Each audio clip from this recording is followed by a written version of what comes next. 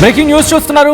Mega డిఎస్సిపై జరుగుతున్న దుష్ప్రచారం అంటూ భగ్గుమంటున్నాయి ఉపాధ్యాయ సంఘాలు. నిజానికి డిఎస్సిపై అసత్య ప్రచారాన్ని ఖండిస్తూ ఉన్నారు టీచర్లు.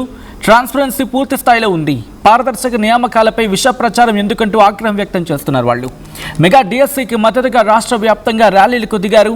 విజయవాడలో ఉపాధ్యాయుల ఆత్మగౌరవ ర్యాలీకి సంబంధించిన విజువల్స్ మీరు చూడడం జరుగుతోంది ఆర్టీవీ స్క్రీన్ మీద. రాజకీయ లబ్ధి కోసం దుష్ప్రచారం చేస్తున్నారంటూ మండిపడుతూ ఉన్నారు టీచర్లు. డిఎస్సి ప్రక్రియపై తప్పుడు ఆరోపణలు ఆపాలంటూ డిమాండ్ చేస్తూ ఉన్నారు. ఆ విజువల్స్ మీరు చూస్తున్నారు. గత కొద్ది రోజులుగా ఆంధ్రప్రదేశ్లో ఈ అంశం తీవ్ర చర్చాంశంగా మారింది. ఇటు అవకతవకలు జరిగాయి, అక్రమాలు జరిగాయి అంటూ డిఎస్సి అంశానికి సంబంధించి పెద్ద ఎత్తున చర్చ జరిగిన సందర్భం. మరి ముఖ్యంగా అనేక అంశాలను తెర మీదకి తీసుకొచ్చారు. అర్హత లేని వాళ్ళకి ఇచ్చారు, ఇలా అనేక రకాల ఆరోపణలు వినిపించాయి. దాంతోపాటు అక్రమాలకు తావిచ్చారు అంటూ కూడా మాట్లాడుకున్న సందర్భం. సో ఇటువంటి నేపథ్యంలో ప్రస్తుతం ఉపాధ్యాయులు ఇటు రోడ్డు మీదకి వచ్చారు. వాళ్ళు నిరసన వ్యక్తం చేస్తున్నారు, ఆందోళన వ్యక్తం చేస్తున్నారు. ఒకసారి నేను నేరుగా లైవ్ లొకేషన్కి వెళ్ళిపోతున్నాను. అప్డేట్స్ అందించేందుకు మా AP input editor Krishnamohan present అక్కడే ఉన్నారు. కృష్ణమోహన్ దగ్గరికి వెళ్ళే ప్రయత్నం చేస్తున్నాను. కృష్ణమోహన్, ప్రస్తుతం ఉపాధ్యాయ సంఘాలు ఏమంటూ ఉన్నాయి, వాళ్ళ వెర్షన్ ఏంటి?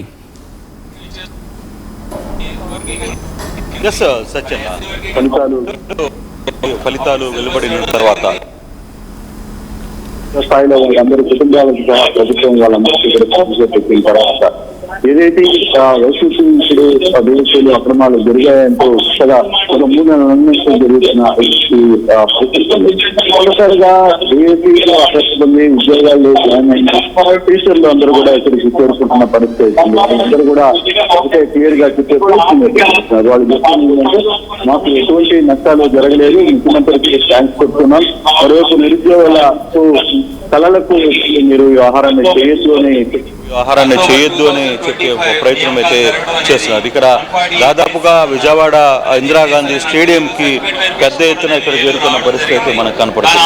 కానీ ఇక్కడ మనం కానీ తీసుకుంటే ఓవరాల్గా ఈ కంటెంట్ మొత్తంలో మహిళలు కావచ్చు, లేకపోతే టీచర్లుగా సెలెక్ట్ అయిన వాళ్ళు కావచ్చు, వాళ్ళందరూ కూడా పెద్ద ఎత్తున ఇక్కడికి చేరుకున్న పరిస్థితి అయితే మనం చూస్తున్నాం. దాదాపుగా ఒక్కరు కూడా వచ్చిన నేపథ్యం ఉంది. చేతిలో ఫ్లెక్స్లు పెట్టుకొని ఇవన్నీ కూడా వీళ్ళు చేస్తున్న నేపథ్యం అయితే ఉంది.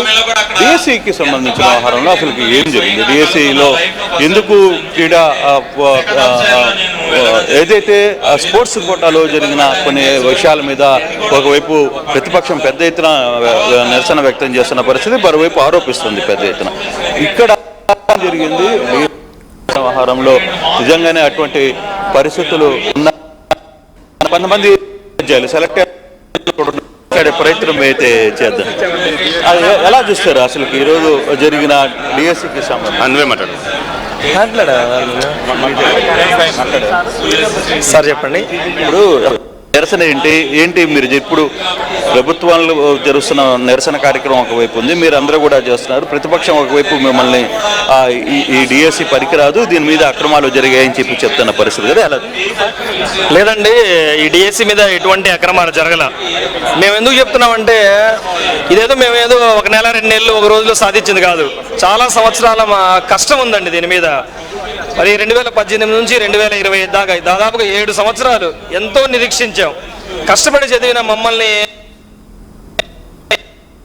కాదండి, మీరు లేకుండా వేసిన లోకేష్ గారిని రాజీనామా చేయాలని అంటాం, అది ఎంతో హేమైంది. దీన్ని మేము తీవ్రంగా వ్యతిరేకిస్తున్నాం. ఇది దగాడి 16,000 మంది కుటుంబాల్లో వెలుగు నింపిన జరపడం జరిగిందండి. ఇలాంటి అసత్య ఆరోపణలు మీరు మానుకోవాలా. అంటే ఇప్పుడు మీరు రోడ్ల మీద కూడా ఎక్కుతున్నారు, రోడ్ల మీదకి వస్తున్నారు, ర్యాలీలు జరుపుతున్నారు, నిరసన జరుపుతున్నారు. ఎక్కడైనా కొంత ఇబ్బంది జరగబోతుంది అని ఒక భయం ఏమన్నా మీకు కనబడుతుందా? మాకు అలాంటి భయాలు ఏం లేవండి. ఎందుకంటే మేము ఎటువంటి అవకతవకలు చేసి రాలా. కష్టపడి చదివాం, కష్టపడే. ఇప్పుడు మీరు ఇలా అంటున్నారు, మీ ప్రభుత్వంలో ఉన్నప్పుడు కూడా మేము టెట్ ఎగ్జామ్ రాసాం. ఆ టెట్ ఎగ్జామ్లో కూడా నాకు 116 మార్కులు వచ్చినాయి. మరి మీరు రాసిన దాంట్లో 116 ఎలా వచ్చినాయి? నాకు ఏదైనా అవకతవకలు జరిగి సర్టిఫికేషన్ లేకుండా వస్తే అప్పుడు ఎలా వచ్చేవి? దాన్ని మేము వ్యతిరేకిస్తున్నామండి. మాకెటువంటి భయం అనేది ఏదీ లేదండి. కష్టపడి చదివి వచ్చాం, అంతేగాని మేమేమో లాబింగ్ చేసి రాలా. ఇప్పుడు యాక్చువల్గా నిరసనకు లేకపోతే వరుసగా మొన్న కర్నూలులో చేశారు, ఈరోజు విజయవాడలో జరుగుతోంది. ఎందుకు మీరు ఏం చెప్పబోతున్నారు? అంటే ప్రతిపక్షానికి చెప్పబోతున్నారా, లేదు ఇది పారదర్శకంగా జరిగింది మమ్మల్ని అనవసరంగా బదనాం చేయొద్దు అని చెప్పబోతున్నారు? సార్ నేను ఒక 8 ఎగ్జామ్స్ అటెండ్ అయ్యానండి. డిఎస్సి 8 రాశాను.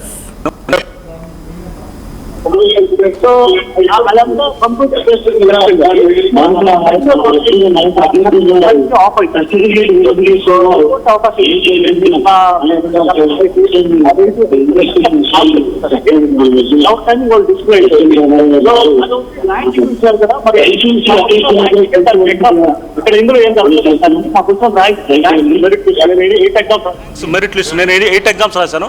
వాటన్నిటి ర్యాంక్సే దానికి ఎగ్జాంపుల్ అండి, అక్కడేం జరగలేదంటానికి. సో దయచేసి మేము అడిగేది ఏంటంటే, మాలో ఎవరు ఇన్ఎఫిషియెంట్ క్యాండిడేట్ ఉన్నారో ప్రూవ్ చేయగలుగుతారా ఆరోపణలు చేసేవారు, లేదా మాకంటే బెటర్ టీచర్స్ ఎవరో ప్రూవ్ చేయగలుగుతారు అనేది ఇంకో ఛాలెంజ్ అండి నాలాంటి అభ్యర్థుల నుంచి. ఎందుకంటే అయిపోయింది సార్, 23 ఇయర్స్ తర్వాత నేను సెలెక్ట్ అయ్యాను సార్. అంతకుముందు కూడా ర్యాంక్ 8 ర్యాంక్ 3 అలా వచ్చినాయి సార్ 12 నుంచి. సో మేము ఇంటర్నేషనల్ స్కూల్స్లో వర్క్ చేసామండి, చాలా స్కూల్స్లో. So through out south India work చేశాను సార్, ఆల్ ఓవర్. చూసి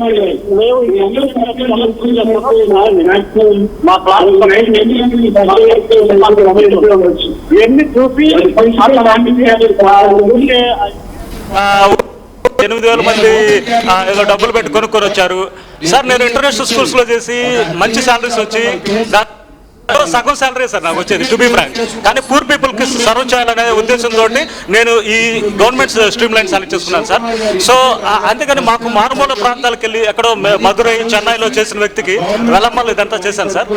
ఇన్ని మెట్రో సిటీస్లో చేసిన వ్యక్తికి మారుమూల ప్లేస్ చేయాల్సిన అవసరం, డబ్బులు పెట్టుకొని అవసరం ఏముందనేది దయచేసి వీళ్ళు నా క్వశ్చన్కి ఆన్సర్ చేస్తే నేను హ్యాపీ ఫీల్ అవుతాను. అండ్ నెంబర్ 2, ఆ 5 years డిఎస్సి ఎందుకు ఇవ్వలేదో వైసీపీ వాళ్ళు చెప్తే కనుక మేము వినాలనుకుంటున్నామండి ఆన్సర్. ఫస్ట్ ఆఫ్ ఆల్ ఎందుకు ఇవ్వలేదో రీజన్ చెప్పాలని నేను వాళ్ళు వేడుకుంటున్నాను సార్. అది ఇక్కడ ఫిజికల్ కోటాలో కూడా డిఎస్సి వచ్చిన పరిస్థితి. బ్రదర్, మీకు ఫిజికల్ కోటాలో వచ్చినట్టుంది. ఇన్ని సంవత్సరాల తర్వాత, ఎంత కష్టం తర్వాత మీకు ఈ డిఎస్సి వచ్చింది? యాక్చువల్గా చాలా long sir, this is my last attempt. కానీ చాలా చక్కగా మెగా డిఎస్సి వేయడం ద్వారా మంచి బాగా కష్టపడిన తర్వాత చాలా డిసిప్లైన్ ఎగ్జామ్ రాసిన తర్వాత మేము పోస్ట్ కొట్టాం సార్. ఇలాంటిది మెగా డిఎస్సి అంటే కరెక్ట్ కాదని మా ఉద్దేశం సార్. కానీ ఇప్పుడు దాకా అంటే లాస్ట్ టర్మ్లో కూడా ఎగ్జామ్స్ లేకపోతే టెట్ ఒకటి జరిగింది, కానీ దాని తర్వాత కూడా ఫర్దర్గా ఏమీ జరిగింది. కానీ ఇప్పుడు 1 year అయిపోయిన తర్వాత కొత్త ఏదో ఒకటి చెప్పండి తప్ప నన్ను చదివిన వాళ్ళు కష్టపడలేదు అంటే కరెక్ట్ కాదు కదా సార్. చాలా సంవత్సరాలు నాకు యాక్చువల్గా నాకు లాస్ట్ అటెంప్ట్ అయినా కానీ కష్టపడ్డా చదివాం, దాన్ని అచీవ్ చేస్తాం.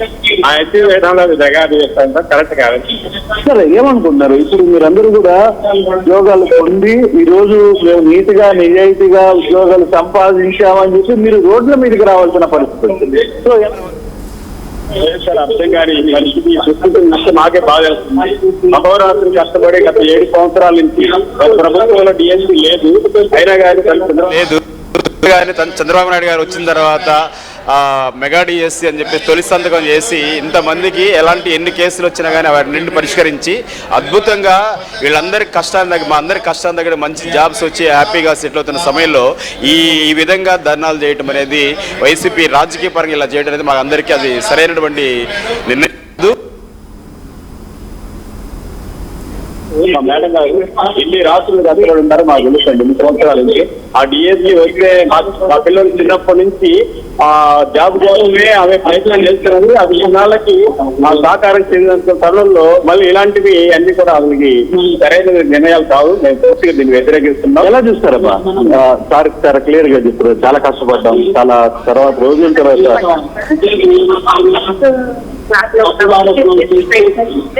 మా బాబు ఇంటర్మీడియట్ అయిపోయిన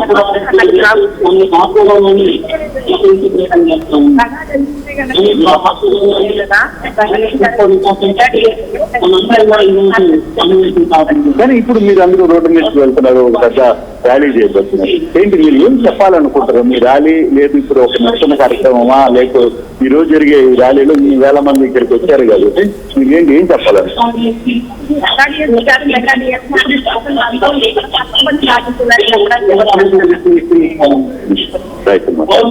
సో ఇక్కడ చాలా మంది మహిళలు కావచ్చు, లేకపోతే వీళ్ళందరూ కూడా చాలా కాలంగా చాలా రోజులుగా ఫైట్ చేస్తుంటారు.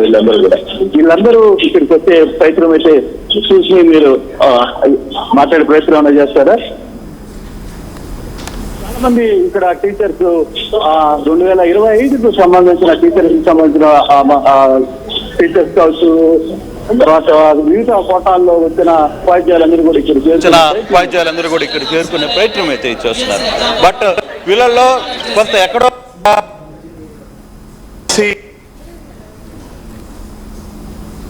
మారిన తర్వాత మేము ఏదైనా చేస్తామని ఒక భయం వీళ్ళలో కొనసాగుతుంది అనేది చాలా స్పష్టంగానే మనం చూస్తాం. అందుకే right Krishnamohan, thanks for the update. ప్రస్తుతానికి అక్కడ వాళ్ళందరూ కూడా మెగా డిఎస్సి అంశం మీద ఉపాధ్యాయ సంఘాలు భగ్గుమంటున్న ఆ సందర్భం, ఆ విజువల్స్ మీరు చూస్తూ ఉన్నారు. మెగా డిఎస్సిపై దుష్ప్రచారం జరుగుతోందంటున్నారు ఉపాధ్యాయులు. డిఎస్సిపై అసత్య ప్రచారాన్ని ఖండిస్తున్నామంటున్నారు టీచర్లు. పారదర్శక నియామకాలపై విష ప్రచారం ఎందుకంటూ ఆగ్రహం వ్యక్తం చేస్తున్నారు. మెగా డిఎస్సికి మద్దతుగా రాష్ట్ర వ్యాప్తంగా ర్యాలీలు తీయడం జరిగింది. విజయవాడలో ఉపాధ్యాయుల ఆత్మగౌరవ ర్యాలీకి సంబంధించిన విజువల్స్ మీరు చూస్తూ ఉన్నారు. రాజకీయ లబ్ధి కోసం దుష్ప్రచారం చేస్తున్నారంటూ మండిపడుతూ ఉన్నారు ఉపాధ్యాయులు. డిఎస్సి ప్రక్రియపై తప్పుడు ఆరోపణలు ఆపాలంటూ డిమాండ్ చేస్తూ ఉన్నారు.